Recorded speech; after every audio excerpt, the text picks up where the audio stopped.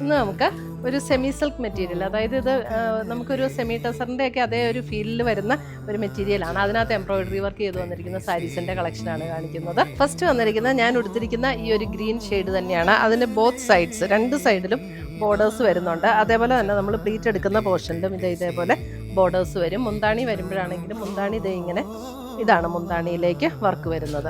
Embroidery work വരും, ബോഡിയിലും ഈ ഒരു ഡിസൈൻ വരും. അപ്പം മുന്താണി വരുമ്പോൾ ഇതേപോലെയാണ് എംബ്രോയിഡറി വർക്കാണ് ഇതിനകത്ത് കൊടുത്തിരിക്കുന്നത്.